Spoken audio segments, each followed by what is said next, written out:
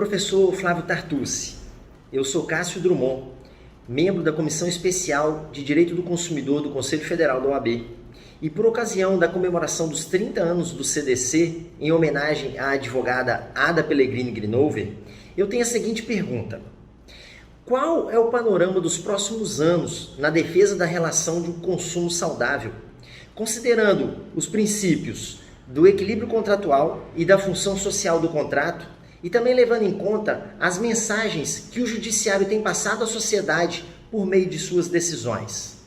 Olá, aqui fala o professor Flávio Tartucci, sou advogado, professor de Direito Civil e Direito do Consumidor, autor também de obras sobre Direito do Consumidor, e estou muito honrado em poder participar desse evento a convite do Conselho Federal da OAB Nacional, da professora Marié, esse evento que comemora os 30 anos do Código de Defesa do Consumidor e que também presta homenagem à grande jurista, a professora Ada Pellegrini Grinover, com quem tive a honra de conviver uma parte da minha vida, especialmente lá na rede de ensino Luiz Flávio Gomes, onde atuamos por muitos anos, e com quem pude sempre aprender não só pelos escritos, como também por algumas interlocuções pessoais.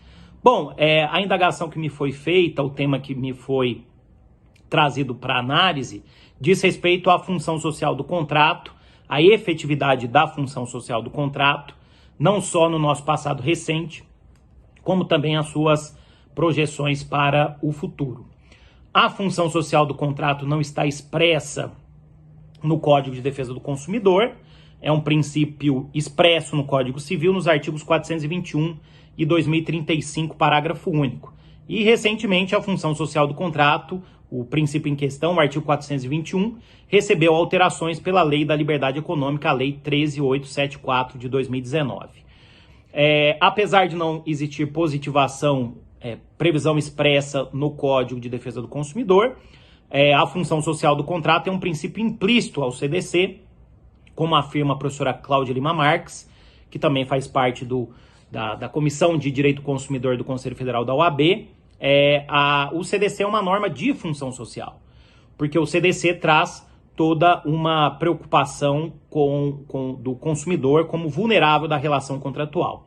Então temos nesse contexto uma revisão contratual facilitada, não pela teoria da imprevisão, mas pela teoria da base objetiva, que dispensa o elemento da imprevisibilidade, e temos também com destaque um capítulo próprio de proteção entre os artigos 46 a 54 da Lei 8.078/90.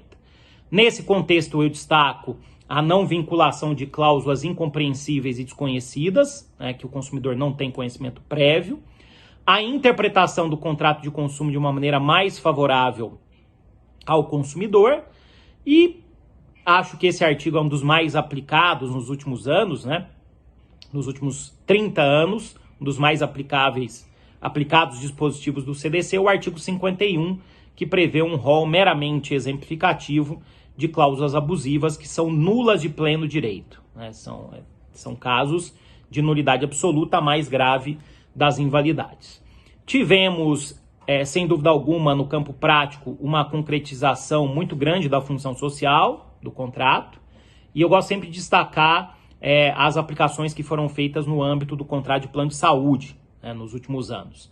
E sempre lembro o teor da súmula 302 do STJ, que representa muito bem esse impacto protetivo, de que nos contratos de plano de saúde são nulas as cláusulas, portanto abusivas, as cláusulas que limitam no tempo a internação do segurado. Existem outras aplicações também, e sem dúvida alguma os contratos de plano de saúde têm recebido uma aplicação efetiva. Não se pode negar também que tivemos nos últimos tempos alguns retrocessos, no campo legislativo, no campo também executivo e no campo da jurisprudência. De toda maneira, penso que na jurisprudência os retrocessos foram menores.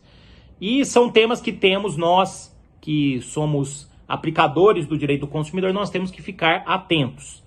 Entre esses temas eu destaco aí o dano moral por descumprimento do contrato de consumo, que recebeu uma crescente aplicação e que nos últimos tempos tem sofrido aí alguns reveses, né? No campo legislativo, destaco aí a lei recente do transporte aéreo em tempos de pandemia, que exige, né, mudando o Código Brasileiro da Aeronáutica, exige do que é chamado ali de dano extra patrimonial a necessidade de uma prova efetiva, né?